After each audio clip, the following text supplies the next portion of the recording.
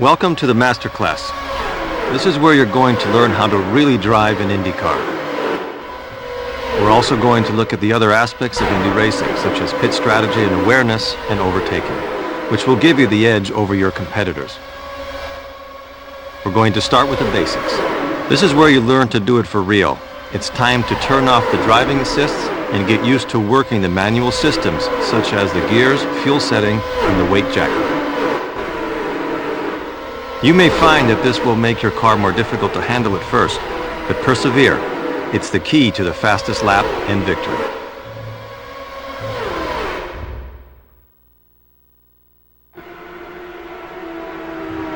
Every Indy race begins with a rolling start, as this is the safest way to get everyone running.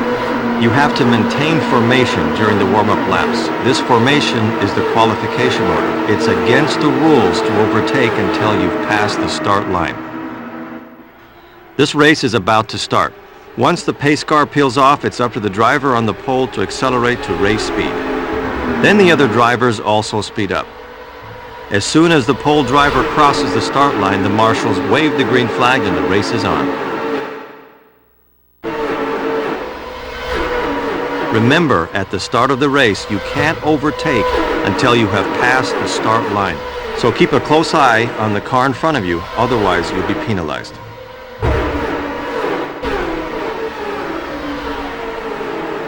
Using the manual gears is not as hard as you may think. While you've got 6 of them, you're only ever going to use 3 during racing. Gears 1 to 3 are your restart gears used for getting out of the pits and for your rolling starts. Let's look at the race start again.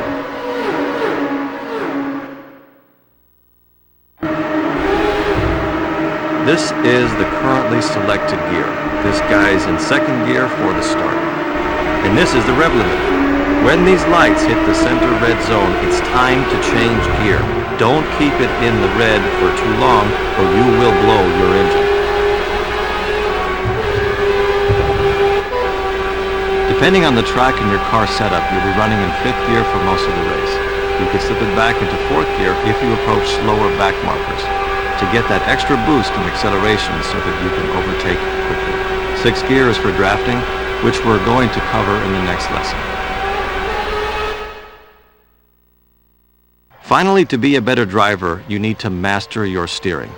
Indy cars are highly sensitive. The slightest jerk on your steering wheel can dramatically alter your track position. You need to keep it smooth. Try to not weave across the track or you're likely to hit the wall or smash into another car. Aim to keep your car on the racing line, also known as the groove, as much as possible. If you can do this, you'll get better lap times, as you'll be able to take most of the corners flat out. One way of finding the groove is to look for where the tire rubber has been laid down in the past. As the race progresses, deposits of tire rubber will build up in the groove, and you'll find more grip, leading to faster lap times. Now in Indy racing, we hardly ever use the brakes for cornering. So if you find yourself drifting towards the wall like this guy, all you need to do is lift off the throttle and your car will come around as your speed reduces. But obviously you want to keep your speed up at all times, otherwise it'll cost you places. So remember to keep it in the groove.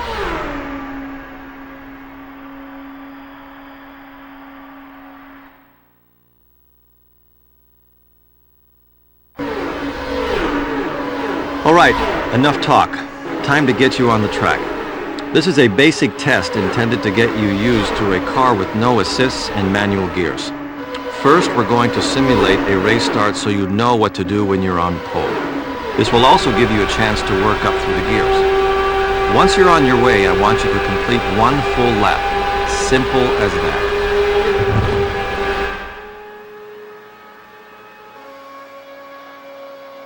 To keep it even simpler, we're going to lose these guys. Follow the pace car until the driver peels off from the track and then put your foot down. And don't forget to change gear. Do 1 full lap and return to the start line within the time limit. One last thing before you go. As we want this to be as authentic as possible, your car is fully damageable. You've got to learn to control it, so if you come off the track or smack your car up, you fail the test.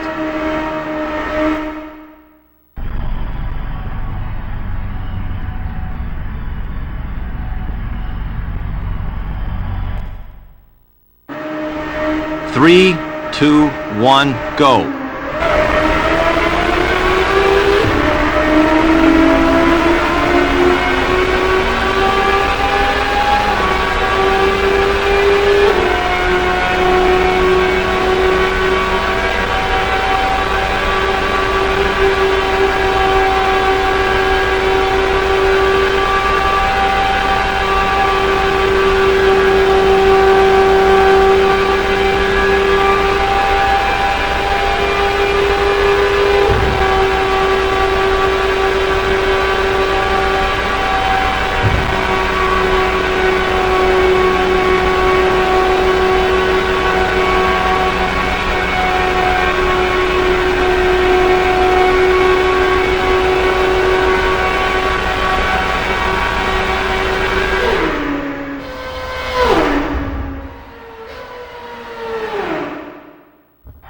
Good time. Well done. That's a silver.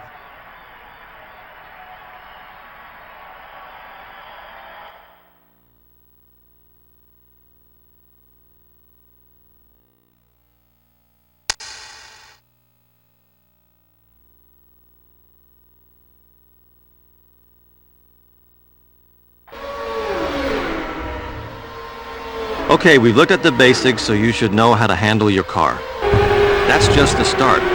Could you describe what your car felt like to drive, as this is important if you're going to be a first-class driver? There are lots of factors affecting your car's handling during the race. You don't need to know the ins and outs of all of these. What you need to know are the outcomes. As your tires wear out and your car gets lighter, as fuel is used up, the handling will change. Your car may start to feel loose at the back end, also known as oversteer, or you may feel though your car is pushing towards the walls during cornering. This is sometimes called understeer.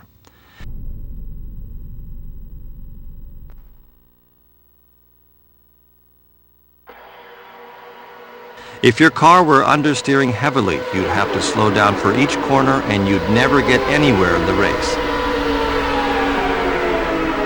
That's if you even manage to take the corner.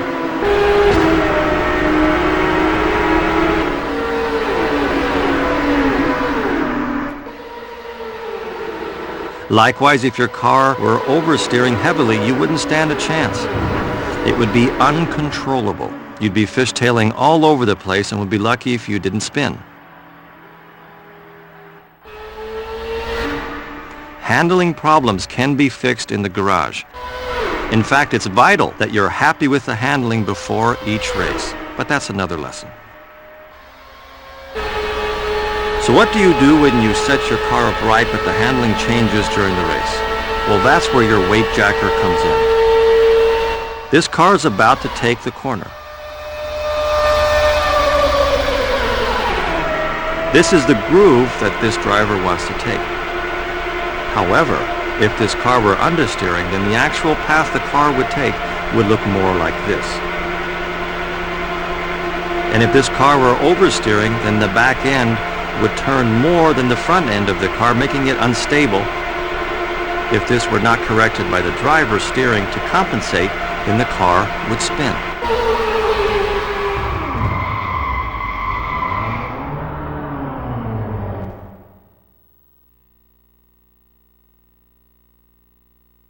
The weight jacker can be used to make small corrections to oversteer and understeer. The effects are subtle, so you shouldn't rely on it to completely change the handling of your car. But it's important to know how it works. By adding weight, you can decrease understeer. So do this if you feel the car pushing too much. And if you subtract weight, you can decrease the oversteer. You should do this if your car feels too loose in the corners. Okay, time to move on. Another important skill in Indy racing is drafting. This is also known as picking up a toe or slipstreaming. The way this works is like this. Basically, as the car in front cuts through the air, the pressure in this draft zone is less than the air pressure outside the zone. Basically, there's less air, so there's less drag, and drag slows your car down. You can see when you're beginning to draft another car as your draft meter will start to fill up. The more your draft meter fills, the more your car is experiencing the effect of drafting, which is reduced drag and therefore greater speed. As your car speeds up, the engine revs will increase, so you'll need to change gear. This is where the sixth gear comes in. When you're in sixth gear, you can use the extra momentum to get past your opponent. However, you can also use sixth gear to save fuel. You don't need to overtake all the time to win at Indy racing. You just need to cross the finish line first. If you're drafting someone and you're in sixth gear instead of fifth gear, then your revs will be lower, which means your car will be using less fuel. You can save about 5% of fuel a lap using this technique. This brings us to the last thing for this lesson, your fuel mixture setting. Here's the fuel setting indicator. It's currently set to 4, which is normal setting. Flipping it up increases the richness of fuel. You'll get extra speed, but you'll burn more fuel. Whereas flipping it down has the opposite effect. You save fuel as the mixture is leaner, but you also go a bit slower. You can also use a lower setting in conjunction with drafting to save fuel and keep your speed up.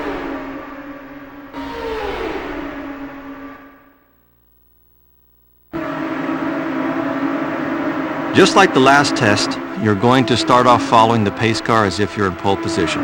When the pace car peels off, accelerate to race speed and then complete 3 full laps. And like before, you'll be on your own out there. This time the time limit shortens as you complete each lap, so keep your speed up. As before, you'll fail if you come off the track or crash, or if you run out of time. Okay, I'll count you in when you're ready.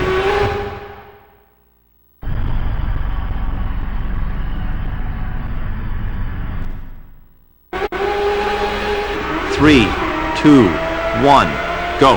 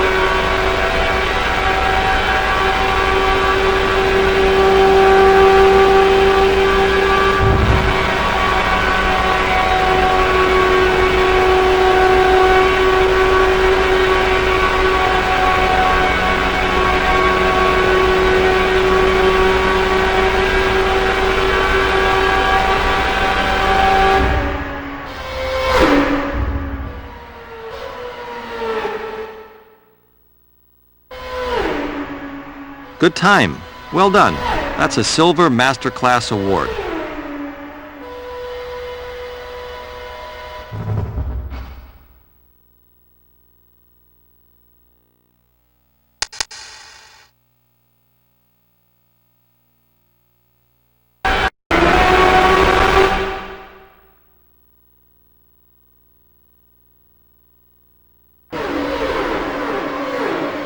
It's vital that your car is set up right and you're happy with the handling before each race. There is no point in having the fastest car on the track if it doesn't feel right and behaves erratically. It's more important that you have a car you feel comfortable and confident with. The only way you're going to get this right is to take the time to practice before each race.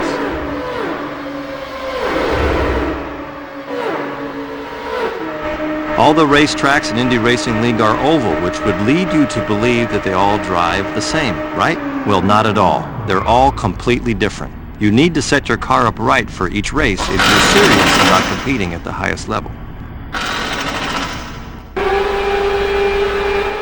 For instance, did you know there are two different types of front and rear wing?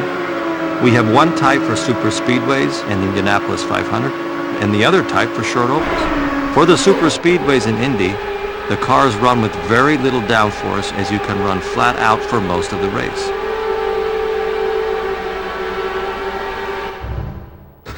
For short ovals, you need the increased downforce to get around the tighter corners faster. It's a fine balancing act.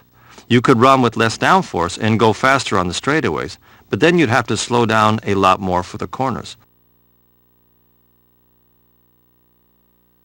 Basically, downforce is what helps stick your car to the track. It is produced by the aerodynamic shape of your car and the front and rear wings.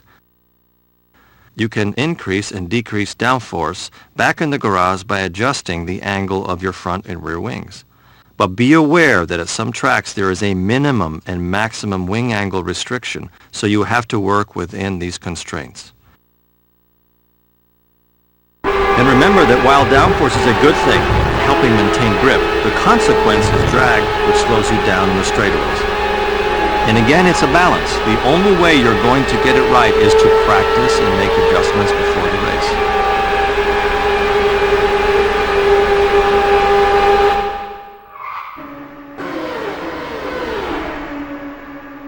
Another important reason for getting your setup right is your tires. Your tires are the most important part of your car, so you want to ensure that they last as long as possible.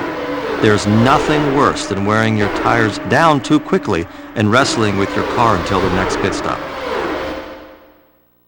To get maximum performance from each tire, you want the temperature across the surface of the tire to be consistent. The hotter your tires, the more grip you get, but they wear down faster. However, a consistent temperature means that the whole of the tire surface is coming into contact with the road and that the load across the tire is constant. This means the tire wear will be even, which gives you a much more controllable and predictable ride. To test your tire temperatures, run a few practice laps and then head back to the garage. Here you will find the temperature readings for all your tires. You can then use these readings to make your setup decisions. For instance, if the left side of the tire is hotter than the right side, then you should adjust the camber. Camber is the tilt or angle of the wheel in relation to the track. It is used to help maintain an even contact between the tire surface and the road. This helps to keep the temperatures across the surface of the tire constant. To balance the temperature across this tire, we need to add more positive camber. If the reverse were true, the right side of the tire being hotter than the left, we'd have to add more negative camber. You will know when your camber is right when the temperature reading for the tire is symmetrical. However, you still may not have an even temperature. If this is the case, you need to adjust the tire pressure. Say the outer edges of your tire are hotter than the center. This means that the tire is sagging, which means that the air pressure is too low, so we need to add more tire pressure. Likewise, if the temperature of the center of your tire was hotter than the outer edges, then your tire is overinflated, so we need to reduce the tire pressure. You can also use the method of running practice laps and then reading your tire temperatures to try to reduce the heat. or to balance the load more evenly across the 4 tires by altering your suspension components to affect weight transfer. This will give you greater tire life, but you will lose some grip. Again, it's a fine balance.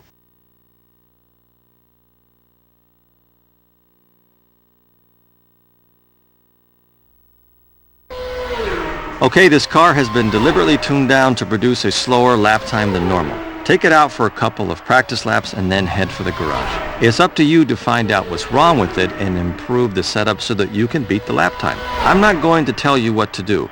You need to figure that out for yourself. The only clue I'll give you is that it's best to change only a few settings at a time. Don't steam in there and change everything at once, as it will be difficult to work out which setting affects what. Once you feel you're ready to give it a go, take the car out on the track. If you beat the slower lap time, you pass the test. It's that simple.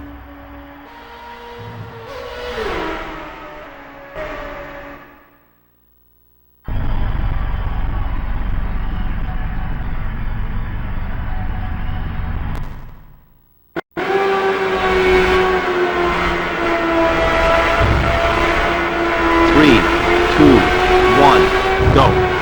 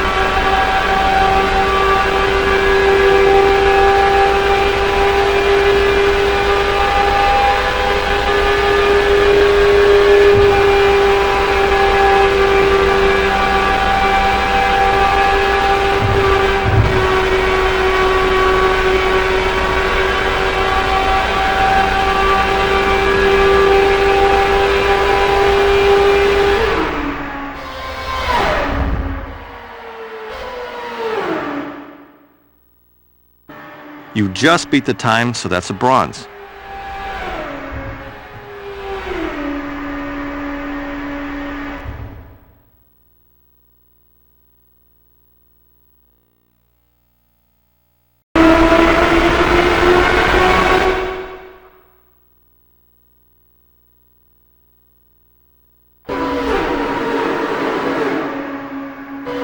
Lessons 1 to 3 focused on car control and performance. This is where you start to put it into practice. Qualification is the first chance you get to gain an edge over your competitors. The better you qualify, the more chance you have in the race. But qualification is not just about where you start in the grid. You can also use the time to make sure you're comfortable with your car and its performance.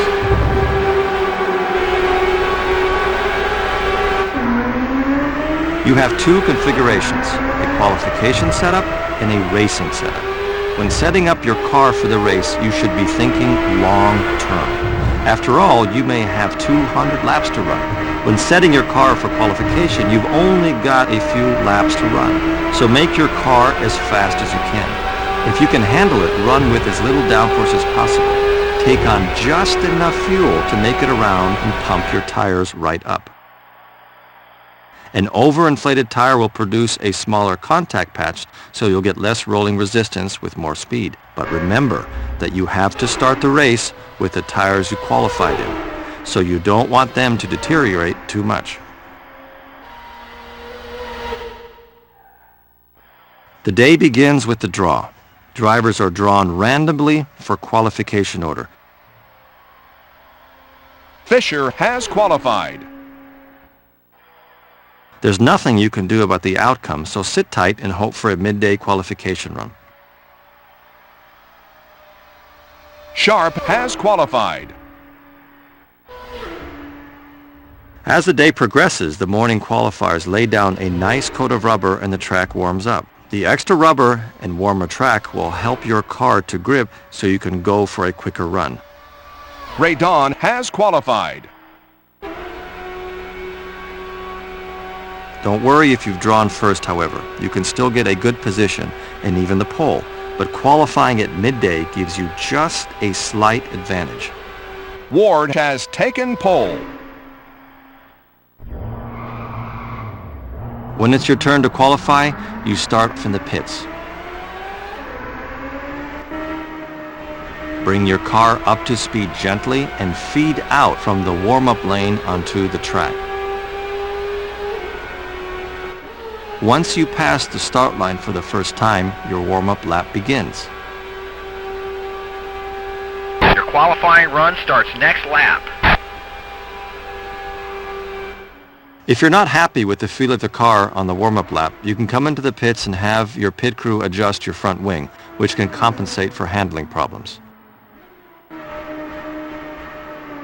Try adding a bit more front wing to increase downforce and counter an understeering car. And take off a little wing to decrease the downforce if your car's oversteering too much. Once your crew have made the adjustments, you can start your second and last qualification attempt. If you have any more handling problems, you'll have to use your weight jacker.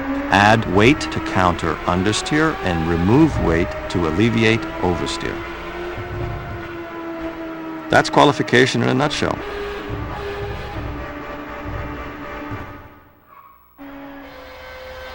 Okay, time for you to have a go at the normal qualification.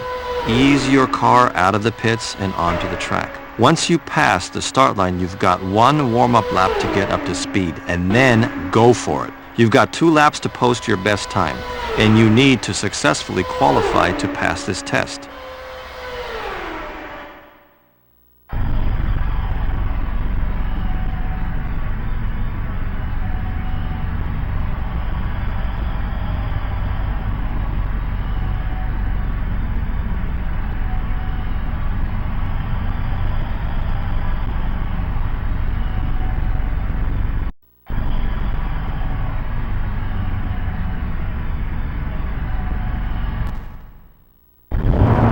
Now easy on that throttle pedal. Don't spin.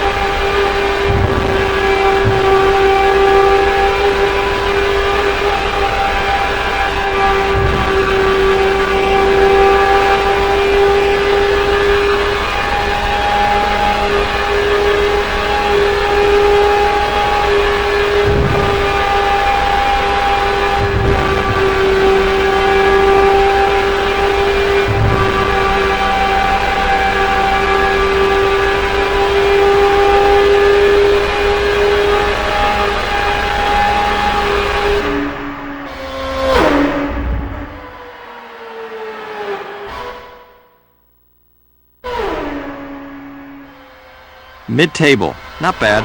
That's a good time. Silver.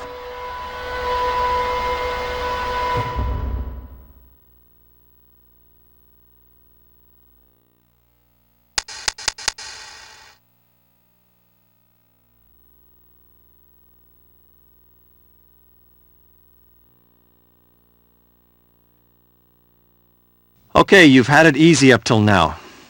You aren't going to be racing around on your own. It's a race, and there are other drivers out there, and it's up to you to beat them.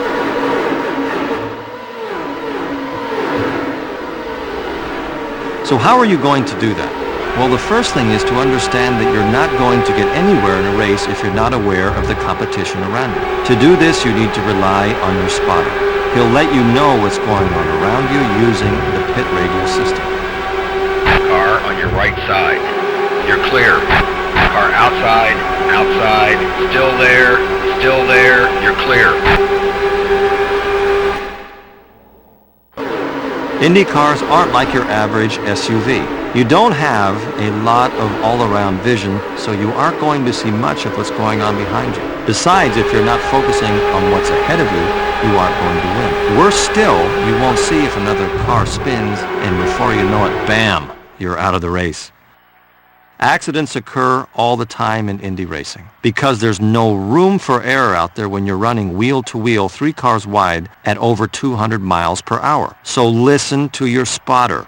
He's your extra eyes and ears. If he says car low, then believe him and don't swing across to the left even if you can't see your opponent. Let's skip this race back a few laps before the crash to take a look. There are a couple of things to be aware of when battling against other cars. First up, drafting. Remember, when you're drafting, your car has less air to travel through and it can go faster. So drafting is the best way for you to overtake an opponent. Just make sure that you build up your speed before attempting that final overtaking maneuver, because as soon as you pull out from behind the car you're drafting, you're back in clean air. Wow, that was a great maneuver. This guy used the momentum of the first overtaking maneuver to catch up and overtake the lead car. That was some nice driving.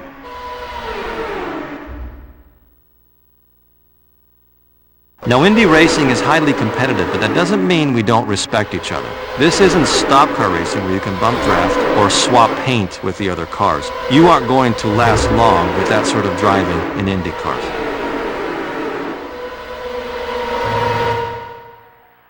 Look at the car on the left. He's got the inside line, so the guy on the outside will have to go around him. The inside car currently has the advantage as the inside line is the shorter way through the corner. By positioning your car like this, you'll be forcing your opponents to look for other ways around you while you can concentrate on keeping your speed up. Okay, let's recap. Listen to your spotter via the pit radio system. Be aware of the other cars. Keep your eyes on the road and plan what your next move is through the traffic up ahead. And when you're in the lead, make sure you take the fastest line. Stay in the groove and let the other guys worry about how they're going to get past you.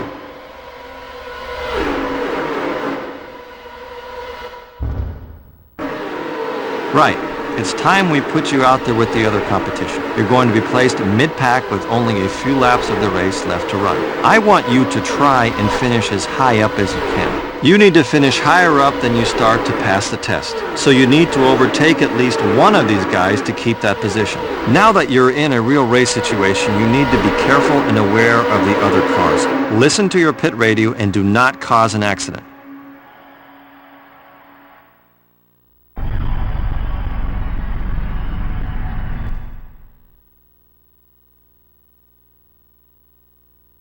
Okay, you ready?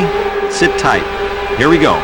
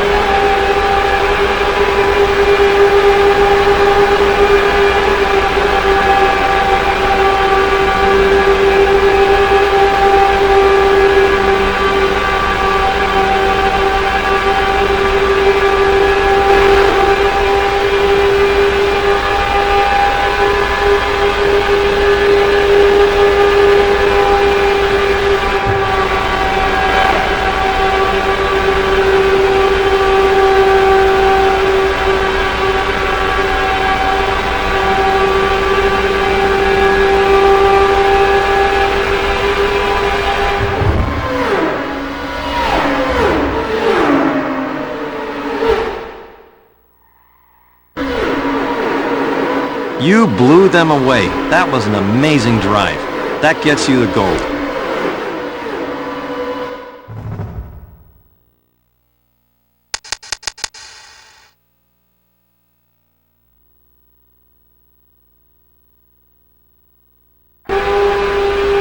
In an ideal world, tires would never wear out and you wouldn't need to refuel. But in IndyCar racing, tires last about 60 laps, and the 700 horsepower 3.5-liter V8 engines burn up about 2 gallons a lap. So during the course of a race, you have to pit. And the quicker you are, the more chance you have over your competitors. Your fuel is low. You should pit on the next lap. This guy's about to make a pit stop. He's going to be pitting under a green flag while the race is in full swing, so he must be at the end of his pit window. You have a number of pit windows throughout the course of the race, but don't worry too much about when to pit, as your pit crew will let you know when it's time to come in. The general rule in IndyCar is to follow the leader, so he should be able to make the pit stop without losing any places. The next time you're racing, if the leader pits and you're on the same lap, then you should pit too, regardless of whether you're in your pit window or not, as not doing so will place you out of sequence with the race leader.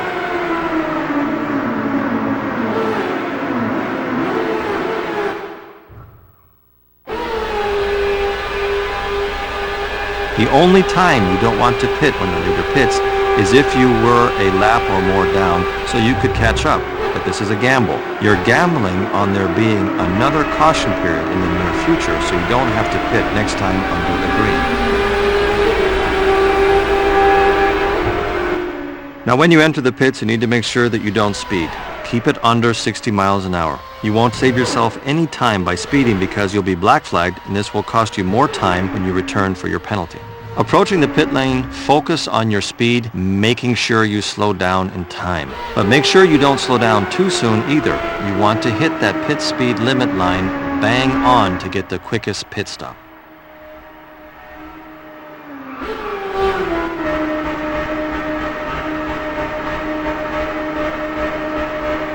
When traveling down the pit lane, you can tell your crew what you want done to your car. You can specify how much fuel you want to take on board, whether you want to adjust your front wing, and whether you want a fresh set of tires. As a general rule, you should always change your tires, but if you want to shave vital seconds off your time, you could choose not to. Remember, the more your team does in the pits, the more time it will take to pit you.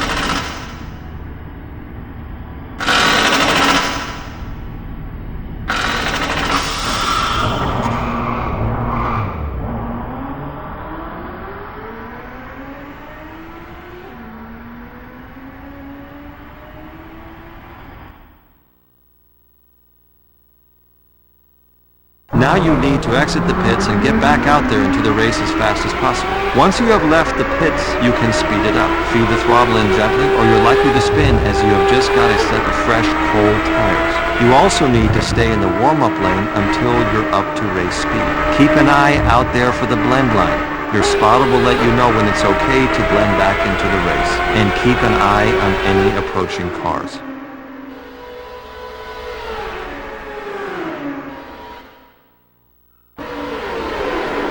Okay, for this test we are going to simulate a full pit stop.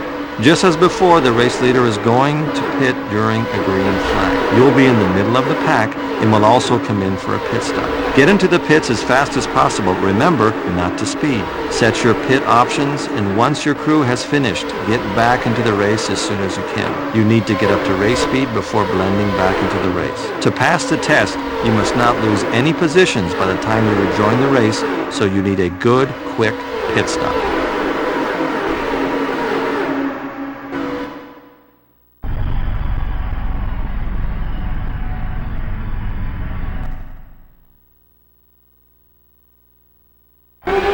Three, two, one, go!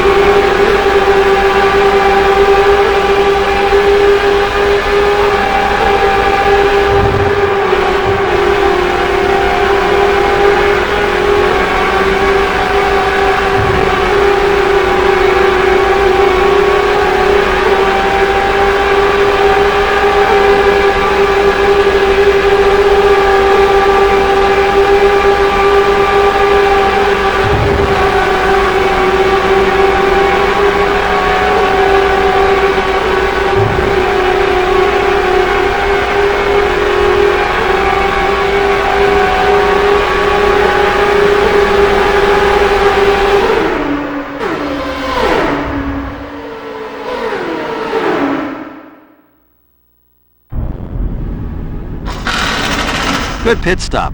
Good time. Silver award.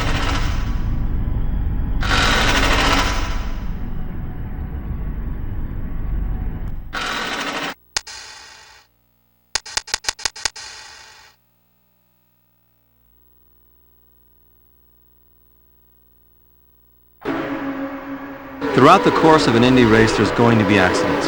Indy racing is fast, intense, and risky. So when it goes wrong, we all need to follow the rules to maximize safety. When the marshals spot an accident or anything else, like debris on the track, we need to slow it down, and the race will enter a caution period. The yellow flag comes out, the trackside lights light up yellow, and the yellow warning light will flash on your HUD.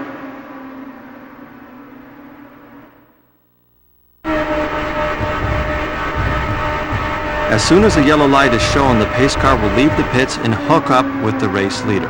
You should slow down as soon as you realize the yellow's out. Under a yellow, overtaking is not allowed, so don't worry about the guys behind you. But remember, this applies to you too. The car you have to follow will be marked out by 2 green chevrons. By the time you cross the starting line again, you need to make sure you're behind this car. Otherwise, you'll be black flagged.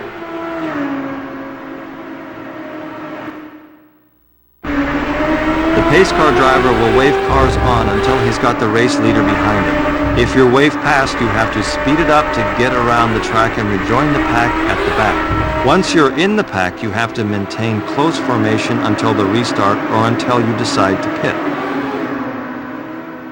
Remember, if you're chasing the leader and he pits, then to stay in sequence, you should also pit.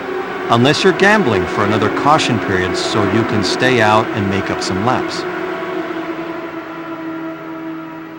If there is debris on the track, then the cleanup crew will come out to deal with the mess.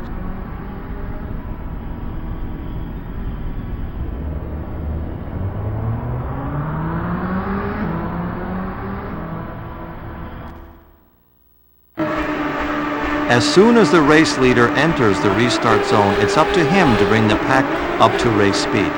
This is his advantage. The second he floors the throttle, the marshals will wave the green flag and the race is back on. Unlike the start of the race, as soon as the green comes out, that's it. The race is on. You can start overtaking. If your reflexes are good enough, you can make up several places during the restart as you floor the throttle before the guy in front of you.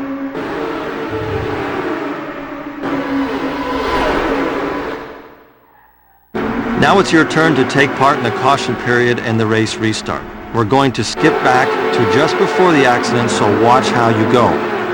You won't be leading the race when the yellow flag comes out, so when you approach the pace car, you'll be waved on. Get around the track and take up your place in the pack-up. Remember to not overtake while the yellow flag is out. Maintain position until the green flag comes out, then try to make up as many places as you can before the time runs out.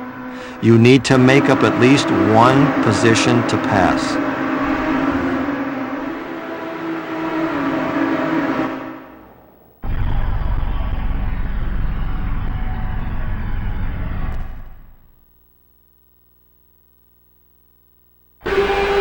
Three, 2, 1, go!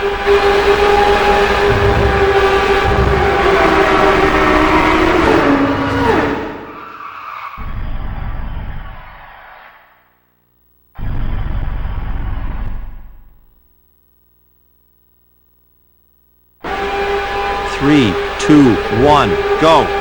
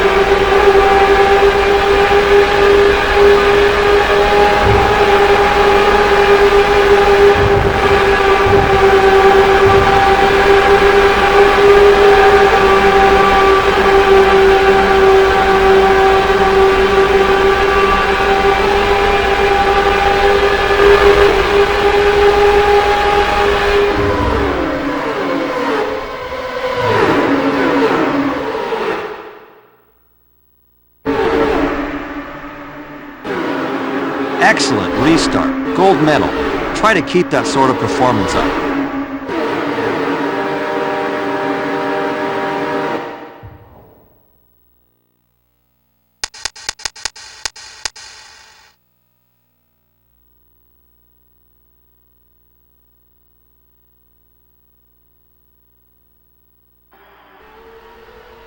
This is it, the Indy Racing League.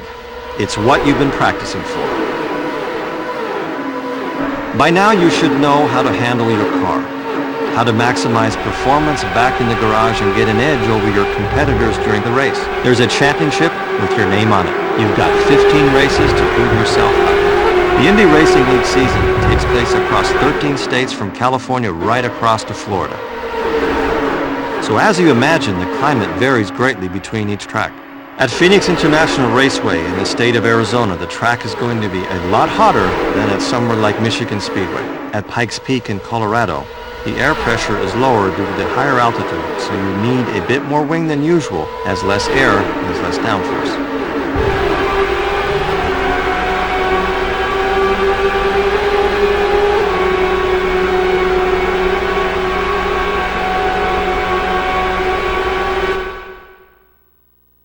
Finally, the most important thing you need to be able to do is to go the distance. Not winning all the races, but finishing in as many as you can.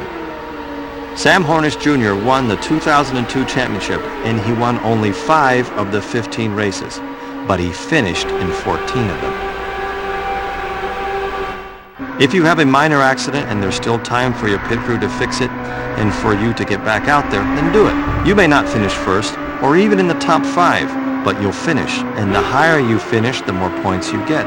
And it's points that win the season. Simple as that. Also bear in mind that as well as winning points for your finishing position, you can gain 2 extra bonus points if you lead the race for the most laps. For this final test, you are going to take on the role of Sam Hornish Jr. You are currently winning the Indy Racing League season in the lead with 481 points. Helio Castroneves is second with just 12 points behind you, but he's currently leading this race. He's already taken 2 bonus points by leading this race for the most laps. Your task is to try to win the championship. If Helio finishes first, you must finish second to win. Good luck.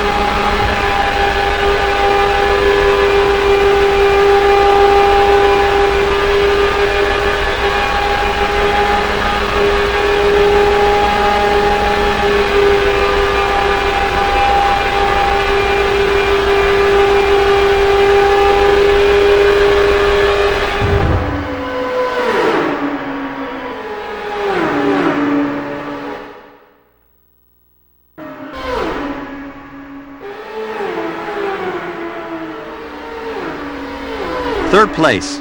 Helio Castroneves has snatched the championship from you. That's tough luck, but you do get the bronze.